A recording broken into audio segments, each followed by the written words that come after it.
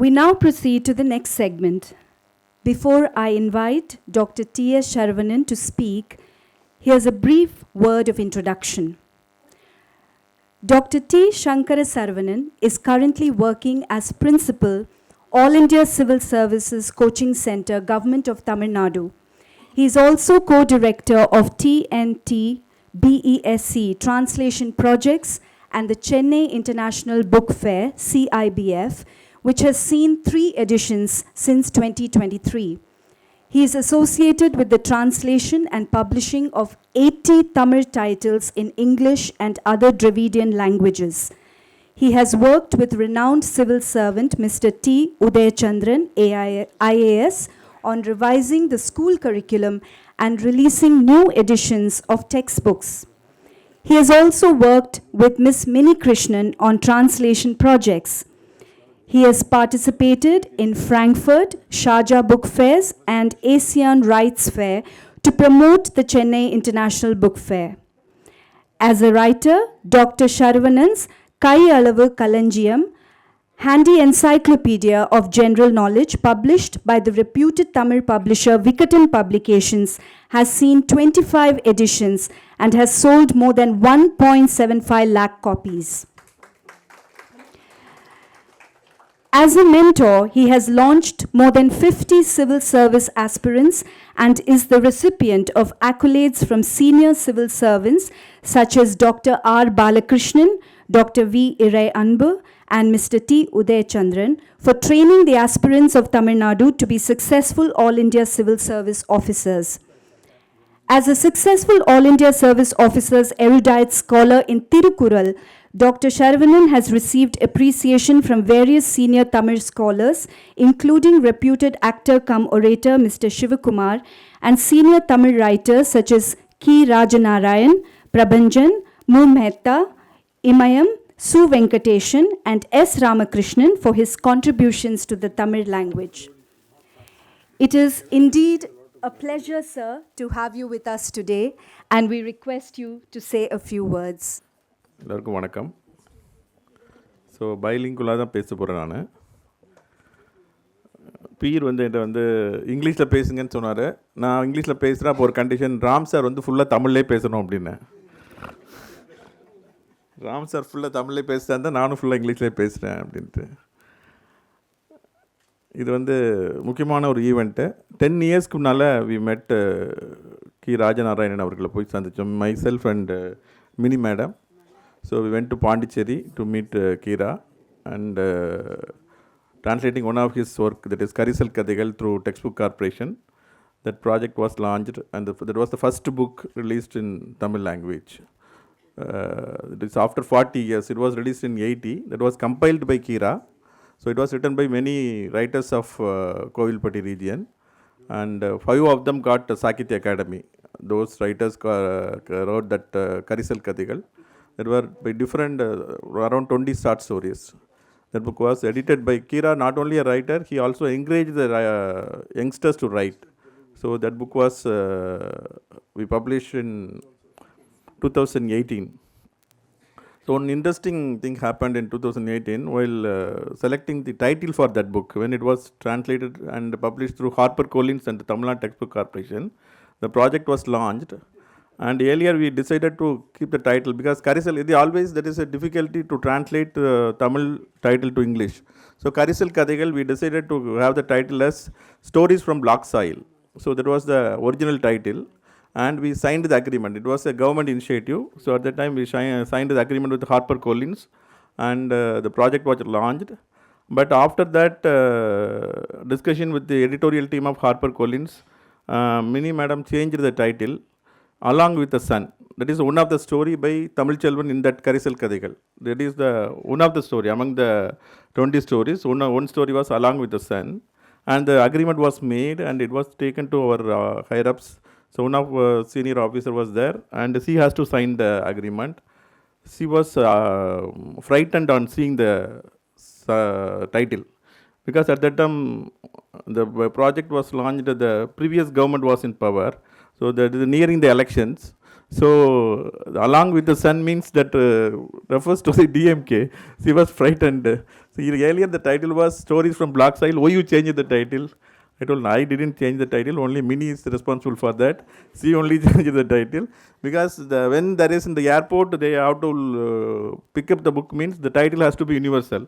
The sun is a universal one. That's why they change the title. The Stories from Black Soil means that will be more regional.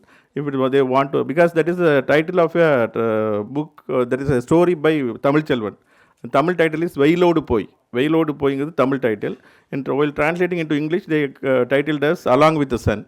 So, but I couldn't convince my senior officer. See, I can't sign this. You go to one level up. So I went to that madam. That madam also, oh no, you cannot keep this title when the election is nearing. It's a sensitive project. We cannot. Then you suggest some alternative title from the same book. Then I looked into that titles, different titles, and I showed one particular title, that is 18th title by short story by Tharman. So Tharman, that is titled as Tamil title is Sarugal. I saw the title to the madam. Madam, shall we go for this title? You got that much frightened. Oh, this said, no. You keep along with this, and that's no problem for me. Because what was that? Sarugal was translated into English as dry leaves. So, so that was that much sensitive. While bringing the books through a government project, we have to be very careful. But politicians didn't bother about that. When we presented to the madam, that one madam was there in textbook corporation chairman. She accepted that. That is very good. We have launched the project. Actually, that political parties are not that much sensitive. Only the officers are frightened. So with that difficulty, Mini madam's great effort, we touched around 100 titles. Now the Honorable CM going to launch 22 titles in the Chennai International Book Fair January. So this is one of the book. That is so. Collaboration with the private publisher like Penguin, HarperCollins by a Tamil Nadu Textbook Corporation is really a great effort. So meanwhile, we brought out that revised edition, that is reprint of Kailasapati Sir's book, Heroic Age of Tamils. That is also I presented to Ram sir. Ram sir's close friend was Mr. Kailasapati. He is a pioneer in comparative literature in Tamil language. So he did his PhD in Heroic Age of Tamils, comparing the Sangam age with the Heroic Age of Greek people. So there is a very nice book that also we brought out. Like this, we have done many translations. This is one of the important book. Shubashree Desikan madam has nicely translated it. So translation is always a great adventure. So it is very difficult to collaborate in between the author and translator. So கொஞ்சம் விட்டு கொடுக்கணும். அதாவது translation அப்படிங்கிறது வந்து ஒரு debate நடந்துச்சு போன வாட்டி. நான், மினி மேடம் அண்ட் அம்பை ரைட்டர் எம்பை வேர் இந்த debate. So I told the relationship between the author and the translator should be like a husband and wife. So கொஞ்சமாவது விட்டு கொடுத்தா தான் அந்த டிரான்ஸ்லேஷன் முடியணும். கொஞ்சம் இவங்க விட்டு கொடுக்கணும், கொஞ்சம் அவங்க விட்டு கொடுக்கணும், like a marriage. Then Ambai immediately asked, who is the husband, who is the wife? There is sometimes it will be like Madurai, sometimes it will be Sidambaram, sometimes it will be Tiruchengodu. So that they have to adjust. Otherwise, good translation may not come. In that way, Shubashree Desikan madam is lucky because Kira is no more. So she has some liberty to translate it. So in that way, she is a blessed translator because after the demise of the author, she has translated it. So it has done, I have gone through that book. Originally I read in Tamil language. It is a very nice work. But generally when we analyze a book into whenever we analyze a book in three ways, one is உருவம் உள்ளடக்கம் முத்தின்னு சொல்லுவோம் தமிழில். That is form, content and style. Then only form is whether it's a novel or short story, poem, that is the form. So it is a novel can be translated, that's easy. And content also she has brought out very well, that is also easy. The style only generally very difficult to bring in translation. So even the exact translation misses the best in the original. That was a popular saying. So we cannot bring everything in a translation, but we have to do justification by putting footnotes and adding some italic words And because translation is not only taking the content, it is taking the culture. For example இதில் ஒரு chapter வரும், அதில் வந்து இந்த தை மாசி ஆடி மாதத்தில் கொழுக்கட்டையெல்லாம் வச்சு ஒரு விரதம் பண்ணுவாங்க. ஸோ அந்த லேடிஸ் மட்டுமே அந்த விரதம் பண்ணுவாங்க. ஔவையார் விரதம்னு ஊரில் சொல்லுவாங்க, ஔவையார் விரதம்ட்டு. ஔவையார் விரதம்ங்கிற பேர் இவர் யூஸ் பண்ணல, பட் அந்த விரதத்தை பற்றி ஒரு பேசுகிற மாதிரி ஒரு இது வருது. அந்த அது ஏன் வந்து ஜென்ஸ் பார்க்கக்கூடாது, நான்லாம் சின்ன பிள்ளையில் பார்க்கக்கூடாதுவாங்க, பார்த்தா கண் அவிஞ்சிரும்பாங்க. இதில் வந்து கண் அவிஞ்சு போன ஒரு கேரக்டர் கூட சொல்கிறார், அவர் கண் அவிஞ்சு போனதுக்கு காரணம் அதான் சொன்னாங்க அப்படின்னு சொல்கிறாங்க. ஸோ அந்த மாதிரியான இதெல்லாம் வரும்போது கொழுக்கட்டை அப்படிங்கிறத எப்படி டிரான்ஸ்லேட் பண்ணுறது அப்படின்னா இவங்க வந்து டம்ப்ளிங்ஸ்னு போட்டுருக்காங்க. டம்ப்ளிங்ஸ் போடலாம் அப்படின்னா ஓகே, போடலாம் அப்படின்னா போடலாம். டம்ப்ளிங்ஸ்னால் ஒவ்வொரு கல்ச்சர்லேயும் ஒவ்வொரு மாதிரி இருக்கும். நீங்கள் வந்து மோமோஸும் டம்ப்ளிங்ஸ் தான். நீங்கள் ஜெர்மனில் போனீங்கன்னா வேறு இருக்கும். நீங்கள் போய் நீங்கள் சாட் ஜிபிடியில் பார்த்தீங்கன்னா டம்ப்ளிங்ஸ் வந்து அது ஃப்ரைடாகவும் இருக்கலாம், பாயில்டாகவும் இருக்கலாம், ஸ்டீம்டாகவும் இருக்கலாம், எப்படினாலும் இருக்கலாம். இப்போ வந்து உள்ளே ஸ்டஃப் பண்ணது எல்லாமே டம்ப்ளிங்ஸ் தான். சமோசா கூட டம்ப்ளிங்ஸ் தான். இப்போ சமோசா கொழுக்கட்டையும் ஒன்றும் இல்லை. இப்போ பட் ஆனால் வந்து நம்ம வந்து ஓரளவுக்கு சில இடத்துல காம்ப்ரமைஸ் பண்ணி தான் ஆகணும். இப்போ ஒருத்தருடைய ஃபுட் ஹேபிட் பற்றி வருது அப்படின்னா நொங்குன்னு வருது. நொங்குங்கிறது அவங்க எப்படி ட்ரான்ஸ்லேட் பண்ணணும் அப்படின்னா, நொங்குன்னு அவர் என்னென்ன சாப்பிடுவார்னா ஃபுல்லாக லிஸ்ட் அவுட் பண்ணியிருக்காங்க. பத்தினி சாப்பிடுவார், கல் சாப்பிடுவார், நொங்கு சாப்பிடுவார், பனம்பழம் சாப்பிடுவார், தவன் சாப்பிடுவார், எல்லாமே வரிசையாக லிஸ்ட் அவுட் பண்ணியிருக்காங்க. இது எல்லாத்துக்கும் வார்த்தை கண்டுபிடிக்கிறது ரொம்ப கஷ்டம். ஐஸ் ஃப்ரூட், ஐஸ் ஆப்பிள் அது மாதிரி யூஸ் பண்ணியிருக்கலாம். மேடம் நொங்குன்னு யூஸ் பண்ணலாம். ஆனால் இவங்க வந்து இதுன்னே யூஸ் பண்ணியிருக்காங்க, ஃபார்ம் ஃப்ரூட்டுன்னே யூஸ் பண்ணியிருக்காங்க. ஆக்சுவலி இன்னும் நீங்கள் பொட்டானிக்கலி போனீங்கன்னா அது வந்து எண்டோஸ்பம்னு சொல்லுவோம், சீடு. அதில் இருக்கக்கூடியது ஐஸ் ஆப்பிள் அப்படிது, ice fruit, ice apple, ice cake, இந்த மாதிரி வேறு வார்த்தைகள் பயன்படுத்துகிறாங்க. பழம் அப்படிங்கிறது சுட்டு தான் சாப்பிட முடியும். அது வந்து பாம் ஃப்ரூட், ரைப்பண்ட் ஃபார்ம் ஃப்ரூட்னு யூஸ் பண்ணுறாங்க. ஸோ அந்த மாதிரி வேறு வார்த்தைகள் பயன்படுத்தியிருக்காங்க. ஸோ இதில் வந்து ஃபுட் நோட் நிறைய கொடுத்துருக்காங்க. That is very useful. அது வந்து அவரே சில ஃபுட் நோட் கொடுத்தாரு. ஏன்னா இந்த விகடனில் வரும்பொழுது அவர் கரிசல் வட்டார வழக்கு அகராதின்னு போட்டார். ஸோ அதனால் அவரே நிறைய ஃபுட் நோட், தமிழ்லேயே ஃபுட் நோட் போட வேண்டியிருந்துச்சு. அதனால் கண்டிப்பாக இங்கிலீஷில் ஃபுட் நோட் போட்டே ஆகணும். நிறைய ஃபுட் நோட் போட்டிருந்தாங்க. அது வந்து ரொம்ப யூஸ்ஃபுல்லாக இருக்கும், படிக்கிறதுக்கு ரொம்ப யூஸ்ஃபுல்லாக இருக்கும். தமிழில் வந்து அந்த நடை எப்படி இருக்கோ அது கிட்டத்தட்ட இங்கிலீஷ்லேயும் அப்படியே கொண்டு வந்திருக்காங்க. நான் ஃபுல்லாகவே படிச்சு தமிழ் நான் ஏற்கனவே படிச்சதுனால திரும்ப நான் கிட்டத்தட்ட ஒரு 15 நாளாக இந்த இங்கிலீஷ்லையும் படித்து பார்த்தேன். அப்படியே ரொம்ப இன்ட்ரெஸ்டிங்காக வந்திருக்கு. இதில் வந்து ஆக்சுவலி 62 சாப்டர்ஸ் இருக்கும். முதல்ல 62 அத்தியாயங்கள். முதல் 20 வந்து ஒரு லவ் ஸ்டோரி, ஒரு ஃபஸ்ட் பார்ட்டு. செகண்ட் பார்ட்டில் வந்து எப்படி கோவல்ல கிராமத்தில் வந்து டெவலப்மெண்ட்ஸ் வருது சுதந்திரத்துக்கு முன்னால் அப்படிங்கிறத ரொம்ப நல்லா டிஸ்கிரைப் பண்ணியிருப்பார். ஒரு சில 1-2 இன்சிடென்ட் மட்டும் சொல்லிவிட்டு நான் என்னுடைய பேச்சை முடிச்சுக்கிறேன். அதில் வந்து ஓட்டப்பிடாரம் வந்து ஃபஸ்ட்டு வந்து எப்படி வந்து முதல்ல வந்து ஓட்டப்பிடாரம் வந்து ஒரு தாலுகாவாக இருந்திருக்கு. 1790 வந்து திருநெல்வேலி டிஸ்ட்ரிக்ட் வந்துச்சு. 1830 வந்து ஓட்டப்பிடாரம் தாலுகா இருந்திருக்கு. அப்போ அந்த ஓட்டப்பிடாரம் தாலுகாவில் ஒரு வாட்டி வந்து ஒரு ஜமாபந்தி நடக்கும்போது ஒரு கலெக்டர் வராரு. கலெக்டர் வந்து ஜமாபந்தியில் வந்து கலெக்டர் வந்து முக்கியமாக ரொம்ப ரெவென்யூ இன்ஸ்பெக்ஷன் நடக்கிறது ஜமாபந்தியில் தான். அப்போ வரும்பொழுது தாசில்தார் வந்து லேட்டாக வராரு. கலெக்டர் வந்துட்டார் முதல்ல, பட் தாசில்தார் அதுக்கப்புறம் கலெக்டர் ரொம்ப கோபம், தாசில்தார்ட்ட கோபப்படுறாரு, ஏன் லேட்டாக வரீங்க அப்படின்ட்டு. தாசில்தார் வந்து இல்லை நான் ஊர்லேருந்து வந்து லேட் ஆச்சுன்னா அவர் இன்னும் கலெக்டர் கோபமாயிறாரு. நீ அப்போ இந்த ஊரில் இல்லையா, நீங்கள் வேறு ஊர்லேருந்து வரீங்களா அப்படின்ட்டு. இது தாலுகா ஹெட் குவார்ட்டர்ஸில் தானே இருக்கணும், நீங்கள் எப்படி வேறு ஊரில் இருக்கிறீங்க அப்படின்ட்டு. அவர் இல்லை இங்கே வந்து நான் வந்து வேறு கம்யூனிட்டினால எனக்கு இங்கே வீடு தர மாட்டேன்ட்டாங்க, அதனால நான் வந்து வேறு ஊர்லேருந்து வரேன் அப்படின்னாரு. அப்புறம் அவர் கேட்குறாரு, அப்படியே அவருக்கு வேறு கம்யூனிட்டினா வீடு கொடுக்க மாட்டீங்களா இந்த ஊர்லன்னு கேட்குறாரு.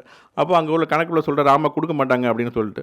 உடனே கலெக்டர் வந்து கோவிச்சுட்டு அப்படி என்ன அப்படி உள்ள ஊரில் நீங்கள் என்ன தாலுகா வைக்க வேண்டியிருக்கு, ஹெட் குவார்ட்டர்ஸ் வைக்க வேண்டியிருக்கு, உடனே வந்து கோயில்பட்டிக்கு மாற்றிருங்க அப்படின்றாரு.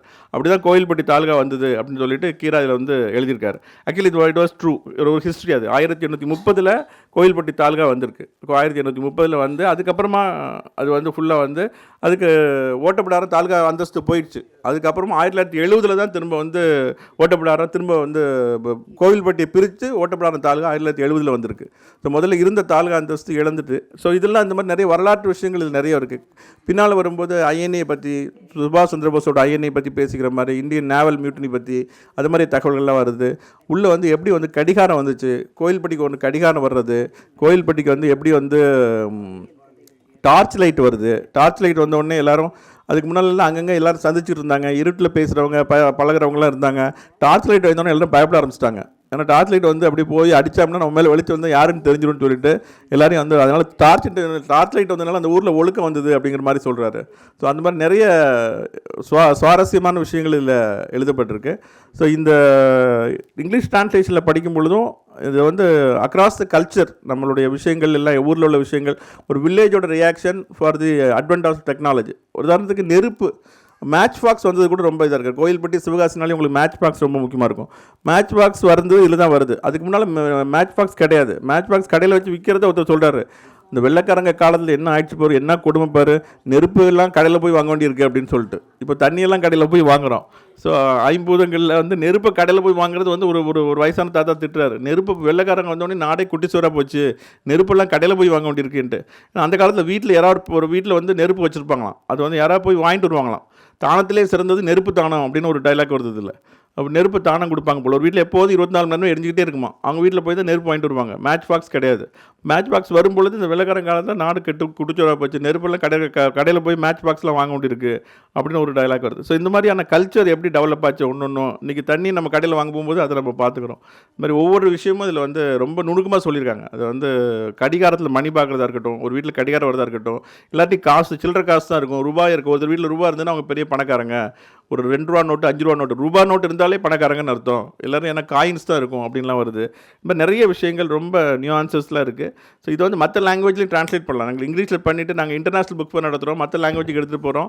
இப்போ ஜப்பான் பற்றி நிறைய வருது, அந்த ஐஎன்ஏ பற்றி வரும் பொழுது, அதனால் இது ஜாப்பனீஸ் லாங்குவேஜில் எடுத்துகிட்டு போகலாம். ஸோ கீரா வந்து உலகம் முழுக்க எடுத்துகிட்டு போகிறதுக்கு இது வந்து ஒரு வாசலாக இருக்கும். இது மூலமாக நம்ம எடுத்துகிட்டு போகலாம். இதுக்கு கோஆப்ரேட் பண்ணி கொடுத்த அவருடைய லீகல் ஹேர்ஸ் எல்லாத்துக்கும் நான் வந்து நன்றி தெரிவிச்சுக்கிறேன், டெக்ஸ்ட் புக் கார்பரேஷன் சாரமாக.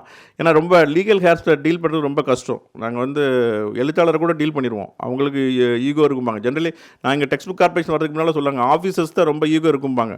ஆனால் நான் இங்கே வந்து மினி மேடத்தோடு சேர்ந்து லிட்ரேச்சர் ஆட்கள்கிட்ட எல்லாம் உட்காந்து பார்க்கும்பொழுது ஆஃபீஸரை டீல் பண்ணுறது ஈஸி, எழுத்தாளருக்கு ஈகோ அதை விட அதிகம் அப்படின்னு ஒரு முடிவுக்கு வந்தேன். அப்புறம் சில எழுத்தாளர்கள் மறைந்து போய் அவங்க வாரிசுகள்கிட்ட பேசும்போது எழுத்தாளர்கிட்ட பேசுகிற ஈகோ கூட கம்மி, அவங்க வாரிசுகள் அதை விட ஈகோவாக இருக்காங்கன்னு தெரிஞ்சுது.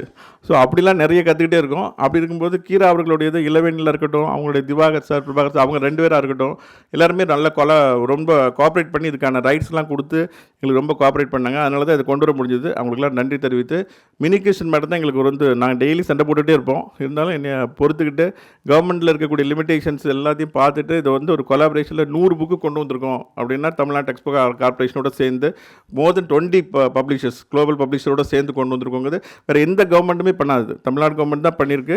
அதுக்கு வந்து நம்ம அரசாங்கத்துக்கு தான் நன்றி சொல்லணும். அதுக்கு வந்து மினிகேஷன் மேடம் வந்து அவங்களுடைய experience, richest experience in the literary world, அதுதான் எங்களுக்கு ஹெல்ப் பண்ணிச்சு. ஸோ இங்கே இருக்கக்கூடிய சின்ன சின்ன பிரச்சனைகளை சமாளிக்கிறதுல என்னால் அவங்களுக்கு உதவ முடிஞ்சுது. அந்த விதத்தில் இந்த வாய்ப்புக்கு நன்றி தள்ளி, அதுவும் ஹிந்து லிட் ஃபெஸ்ட்டோட சேர்ந்து ராம் சாரோட இந்த ஸ்டேஜை ஷேர் பண்ணிக்கிறதுல, தமிழச்சி அக்கா கூட இந்த இதை ஷேர் பண்ணிக்கிறதுல. ஸோ அவங்க வந்து ஒரு இன்ஸ்ட்ருமெண்டில் அவங்க வந்து அவங்க வாய்ஸ் வந்து பயங்கரமாக ஒலிக்கும், இந்திய நாடளவில் ஒலிக்கக்கூடிய ஒரு வாய்ஸு. ஸோ 10 வருஷத்துக்கு முன்னால் நானும் அக்காவும் ஒரு நிகழ்ச்சி பாலகிருஷ்ணன் சாருடைய நாட்டுக்குறள் நிகழ்ச்சியில் தொகுத்து வழங்கினோம். ஸோ 10 வருஷத்துக்கு அப்புறமா எனக்கு வயசாகிடுச்சு, அவங்களுக்கு வயசாகவே இல்லை, அப்படியே இருக்காங்க. இருந்தாலும் அதே மாதிரியே இருக்காங்க. ஸோ இருந்தாலும் அதாவது எப்போதும் அக்காவை பற்றி சொல்லும் பொழுது எப்போதும் தங்கையாகவே இருக்கிற அக்கா அவர்களுக்கு அப்படின்னு சொல்லுவேன். அதனால் தங்கையாகவே இருக்கிற அக்கா அவர்களுக்கு வணக்கத்தை சொல்லி, இந்த சுபஸ்ரீ தேசிகன் மேடத்துக்கு என் வாழ்த்துக்களை சொல்லி, N.Ram சாருக்கு என்னுடைய வாழ்த்துக்களை சொல்லி வணக்கத்தை சொல்லி முடித்துக் கொள்கிறேன். நன்றி, வணக்கம்.